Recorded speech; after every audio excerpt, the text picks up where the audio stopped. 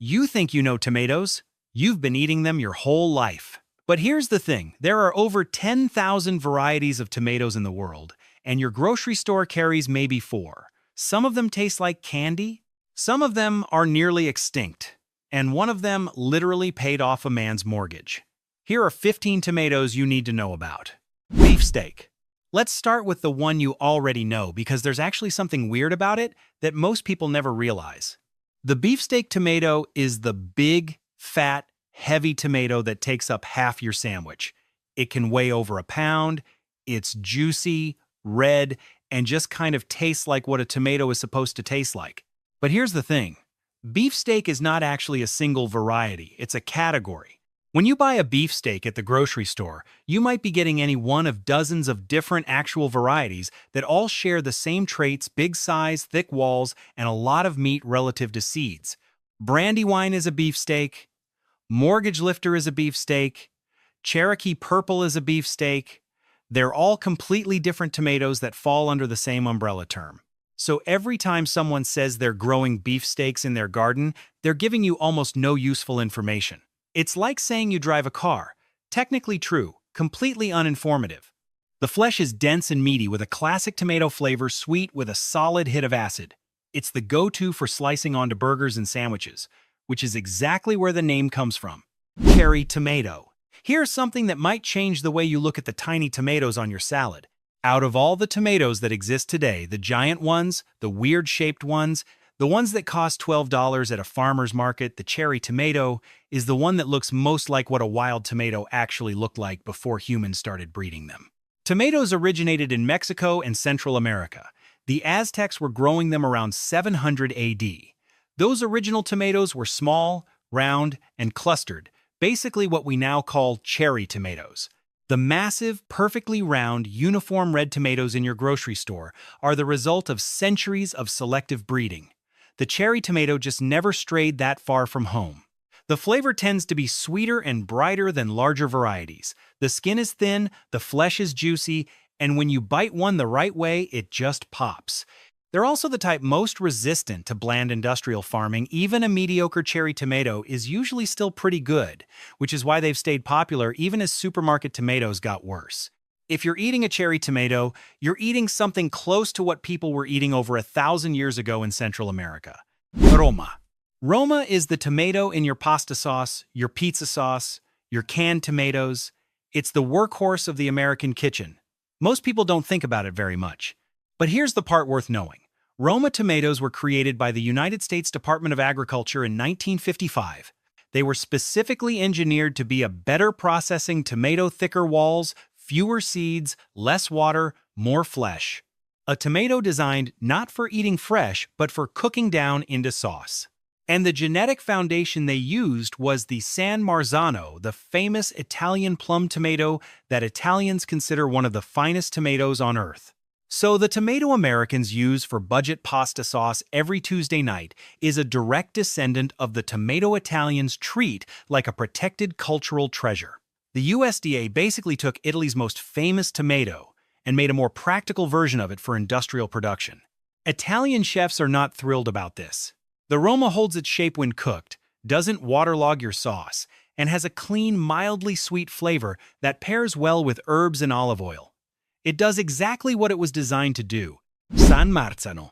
Speaking of which, the San Marzano is the tomato that Italian chefs will not shut up about. And they have a point. It grows in a specific valley in the Campania region of southern Italy, in volcanic soil from Mount Vesuvius, in a climate that doesn't exist anywhere else. One story says the first seeds arrived in 1770 as a gift from the Spanish Viceroy of Peru to the King of Naples, making this a tomato with a history that runs through 3 continents. The flavor is noticeably different from other canned tomatoes. Sweeter, less acidic. Meatier, the flesh is thick and dense, with almost no seeds, and it breaks down into a sauce that tastes richer than anything you'll get from a regular can. The San Marzano has a protected designation of origin similar to Champagne in France, which means only tomatoes grown in that specific valley under specific rules can legally carry the name. In 2010, Italian police confiscated over 1,000 400 tons of fake San Marzano tomatoes cans, labeled as the real thing but grown somewhere else entirely. That's how much money is in a tomato name. Next time you see a can of San Marzanos at the grocery store, flip it over. If it doesn't say DOP on the label, it's not the real thing. Before we get to some of the really wild ones, if you're enjoying this, go ahead and drop a like. It helps more than you think. And hit subscribe if you want more videos like this. Now, let's keep going. Brandywine.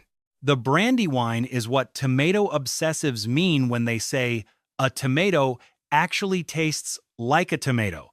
It's a big, pink, slightly ugly, deeply flavorful heirloom variety that has been grown in Amish communities in Pennsylvania since at least the late 1800s.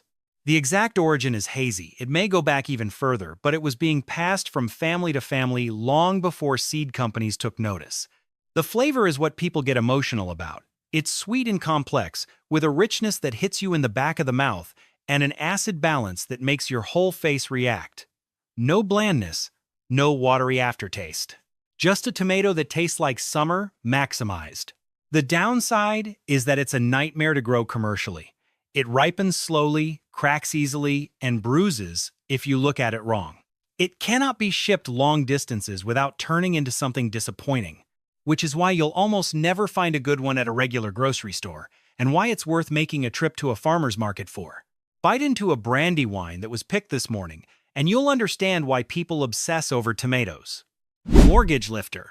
This one has the best origin story of any tomato on this list.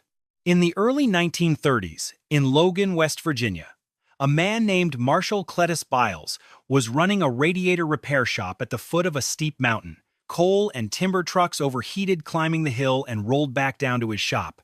That's how he became known as Radiator Charlie. The Great Depression was hitting hard. Radiator Charlie had never studied plant biology. He had no formal education in breeding, but he decided he was going to create the biggest, best tomato in the state. He planted 4 of the largest tomato varieties he could find in a circle, hand-pollinated them with a baby's ear syringe, and spent 6 years saving seeds from the best results each year until he had a stable variety. Then, he sold the seedlings for $1 each, a lot of money in the 1930s. People drove up to 200 miles to buy them.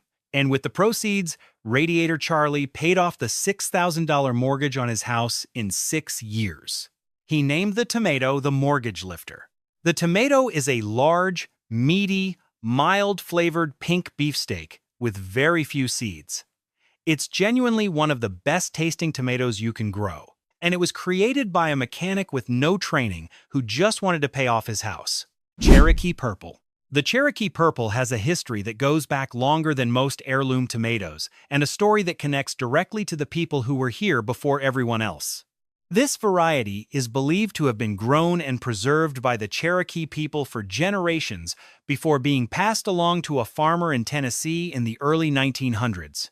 The story, as it's been told, is that a Tennessee family received the seeds as a gift from Cherokee neighbors and kept the variety alive through generations of seed saving. The tomato itself is striking. The skin is a deep reddish purple with green shoulders at the top. Cut it open and the flesh is a dark brownish pink, nothing like a standard red tomato. It looks like it shouldn't taste as good as it does. The flavor is rich and complex, smoky, sweet, and deeply savory, with an earthiness that people often describe as almost wine-like. It's one of the most layered-tasting tomatoes you can find anywhere. Cherokee Purple is now one of the most popular heirloom varieties among serious home gardeners and chefs. But it almost didn't survive. It was a small family garden in Tennessee, keeping it alive for decades before the heirloom seed movement discovered it. By the way, real quick, where are you watching this right now? Drop a comment down below and let me know your city or country, and tell me what time it is where you are. I love seeing where this reaches. Black Krim. The Black Krim came from a war. Krim is the Ukrainian word for Crimea, the peninsula on the Black Sea that has been contested territory for centuries and made headlines not too long ago. In the 1850s, the Crimean War brought together soldiers from Britain, France, Italy, and Turkey, all fighting in the same region. The story goes that when those soldiers encountered the dark, unusual tomatoes being grown locally by Crimean farmers, they collected seeds and brought them home. That's how a tomato from the Black Sea coast ended up spreading across Europe. The black Krim stayed relatively unknown outside its home region until 1990, when a Swedish gardener introduced it to the Seed Savers Exchange in Iowa. From there, it spread rapidly through the heirloom community in the United States. The tomato is large and flattened, dark reddish-brown with green-black shoulders, almost mahogany in color. The flavor is intensely rich, with a salty, almost mineral edge that most tomatoes don't have. People who try one for the first time are usually surprised by how complex it is. It's been sitting on a peninsula on the Black Sea for at least 150 years, quietly being one of the best tomatoes in the world. Green Zebra. Here's a tomato that will make you think it's not ripe right up until you taste it and realize it's perfect. The Green Zebra was created by a home breeder named Tom Wagner in Everett, Washington. He got the idea in the 1950s and finally introduced the variety in his seed catalog in 1983. It's a relatively modern creation compared to most heirlooms, but it's become one of the most recognized specialty tomatoes in the country. The tomato stays green. The entire time it's growing, it looks exactly like an unripe tomato. The way you know it's ready is when the pale green stripes start turning yellow, a signal most people would completely miss if they didn't know to look for it. The flavor is sharp and bright, much more acidic than a standard red tomato, with a tang that hits immediately and a sweetness that builds behind it. It's a tomato that tastes alive. The problem is that generations of people who grew up learning that green means not ready have thrown these out by accident. Farmers markets that sell them have to put signs up explaining that yes, it's supposed to look like that. Yes, it's supposed to be green. No, it's not unripe. Tom Wagner, the guy who created it, went on to breed over 3,000 tomato varieties throughout his life. The Green Zebra is the one the rest of the world actually found out about. Paul Robeson. This one has a story that goes from a farm in Russia to the civil rights movement in America and back again. Paul Robeson was an American singer, actor, and activist, one of the most famous Black Americans of the mid-20th century. He was an opera singer with an extraordinary bass voice, an athlete, a lawyer, and a vocal opponent of racial inequality in the United States. He was also enormously popular in the Soviet Union, where his music was celebrated and his politics were respected in ways that weren't always the case at home. Russian gardeners loved Paul Robeson, and at some point, someone decided to name their finest tomato after him. The Paul Robeson tomato is a dark, almost black-red variety with a flavor that matches its appearance: deeply savory, slightly smoky, rich and complex, with a sweetness that comes in late and lingers. It's one of the most intense-tasting tomatoes in existence. The variety was virtually unknown in the United States until the Seed Savers Exchange brought it over from Russia in the 1990s.